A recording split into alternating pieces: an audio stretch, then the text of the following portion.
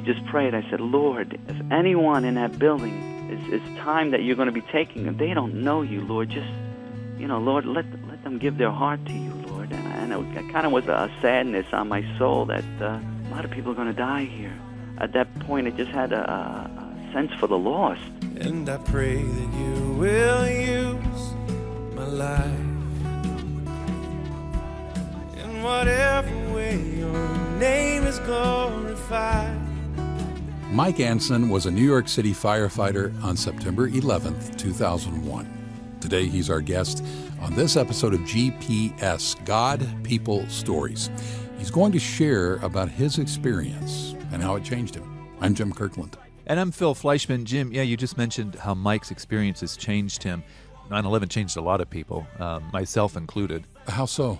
Actually, in a lot of ways, but one way that comes to mind is that I can say I became less detached from other people's suffering, and the reason I say that is because I was working in national news at the time, and I had reported on a lot of tragedies, and there's a certain level of detachment that goes with reporting tragedies in the news, but that really changed with 9/11 because we were reporting on the death and destruction in real time, as it's unfolding in front of us. You weren't just reporting history, you were a witness and communicating that devastation. Eyewitnessing it and reporting it at the same time, exactly, yeah. So the victims and their loved ones weren't just statistics in a news story anymore. They had become very real and very human.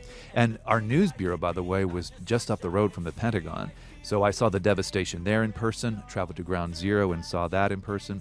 And all of it is nothing that I really like to talk about very much, but honestly, my experience is pale in comparison to Mike Anson's. You had a very unique perspective on 9/11, and indeed, Mike Anson does. It's a very powerful story. Let's share it now. GPS. God, People, Stories. Mike Anson had surrendered his life to Jesus Christ about 12 years before that terrible day in September of 2001. I was on the way to work and listening to a radio station, a Christian station, and they were giving a salvation message, and I actually said the prayer in my car on the way to work, and I tell you what, I never looked back, because I was 35 years old at the time. I knew what I had before that, and I never wanted to return to that lifestyle again. In addition to his job as a New York City firefighter, Mike also served as a volunteer firefighter in his local community. When he heard the first reports about a plane flying into one of the World Trade Center towers, he, like a lot of people, thought it was a small plane and that it was just an accident. He headed over to his local fire station to watch news coverage of the story. After the second plane flew in, I knew right away this is not an accident, and this is a terrorist, and it actually was done on purpose. So at this point, I'm saying they're going to need help in the city, and I need to get to work. I just need to get to work. Mike got home, told his wife and daughter goodbye, and packed up his things to head into the city. But he knew that actually getting into the city by car might be difficult or even impossible. So he threw his son's bicycle in the car. If they're going to stop me, at least I could be able to bike into the city, towards the firehouse and all.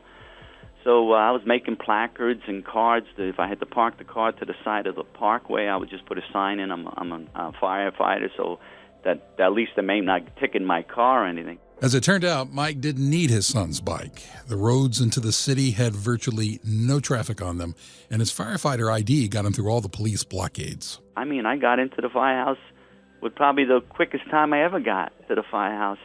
But, on the way down, I could see the buildings, actually, because they were tall enough to see the buildings and the smoke coming from the buildings and all. And you know what? I just prayed. I said, Lord, if anyone in that building, it's time that you're going to be taking them. They don't know you, Lord. Just, Lord, let them give their heart to you, Lord. And it kind of was a sadness on my soul that a lot of people are going to die here.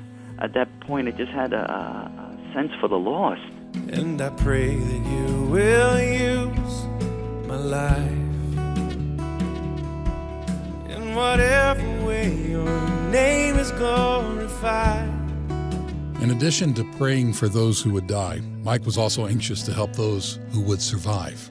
But when he got to the fire station, he and his fellow fighters were told they were not heading to Ground Zero yet because things were still too chaotic there. Instead, they were waiting to see if any more buildings were going to collapse, and then they'd go in later that evening. So about 10, 11 o'clock, they had come to the firehouse with a bus, and they were picking up the firemen. And as we go down, I mean, nobody actually is knowing when we're gonna expect down there, you know. And I mean, it was the most quietest, you know, kind of like scariest quiet, you know, on that bus. Nobody hardly ever said a word. And you know, the bus full of firemen, that's very unusual for nobody to say a word on a bus. But we went down there and we drove down, and as we got closer, you can actually start to see maybe about 10, 15 blocks away, you can actually see the gray powder from the concrete from the building coming down, that the concrete just kind of pulverized back into a powder form, and it was kind of, you can see it on the cars now. When they got off the bus and started walking to ground zero, the dust got thicker, a quarter inch, then half an inch. Eventually, they were plodding through gray mud that had been formed by the dust mixing with the water that was being used to put out the fires. That mud was just one part of a scene that was simply beyond Mike's imagination.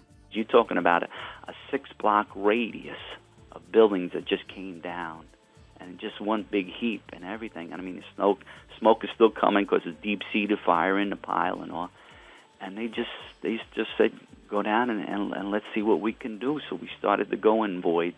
By the way, voids are openings in the rubble and debris where firefighters hope that they'll find survivors. And as we go down, there's rigs that are crushed, rigs that are half buried, sticking up in the air. And it was dark at this time because it's 11 or 12 o'clock at night now. The smoke is still pouring.